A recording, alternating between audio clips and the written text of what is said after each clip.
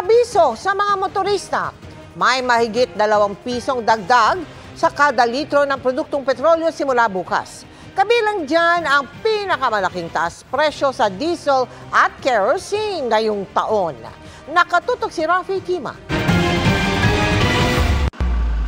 Pila na ang mga nagpapakarga ng langis sa gasolinang ito sa Quezon City. Epektibo bukas, October 15, ang big-time oil price hike. 2 pesos and 70 centavos ang dagdag sa kada litro ng diesel. Pinakamalaking pagtaas sa presyo yan ngayong taon. Pinakamalaki rin simula Enero ang 2 pesos and 60 centavos ang dagdag presyo sa kada litro ng kerosene bukas. Habang pangalawang pinakamalaki para sa gasolina, ang dagdag na 2 pesos and 65 centavos kada litro. Ayon sa Department of Energy, wala namang disruption sa supply, pero nagsimula ho ito nung nagkaroon ng Iran attack against Israel. So ito'y dala ho nung pangamba, no, sentiment nung market towards larger, yung mas malaking gulo doon sa Middle East. Sa pag-aaral ng GMA Integrated News Research, pang 22 taas presyo na ito sa diesel ngayong taon. Simula bukas, maglalaro mula 46 pesos and 60 centavos hanggang 61 pesos ang presyo ng diesel sa NCR. Inaasahan namang magiging 52 pesos and 85 centavos hanggang 72 pesos and 85 centavos ang presyo ng gasolina sa NCR na 24 na beses nang nagtaas ngayong taon.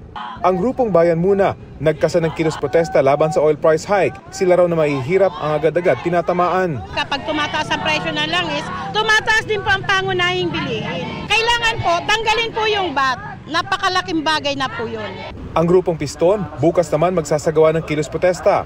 Malaking bawas man daw sa kita ng mga driver ang taas presyo, pero wala pa silang balak na humingi ng dagdag pasahe. Hindi naman talaga ito yung magre-resolve at mapapasa lamang yung pabigat sa ating mga commuter. Kaya nga ako naghahabol ngayon, pagas na kaagad ako dahil nga sobra eh.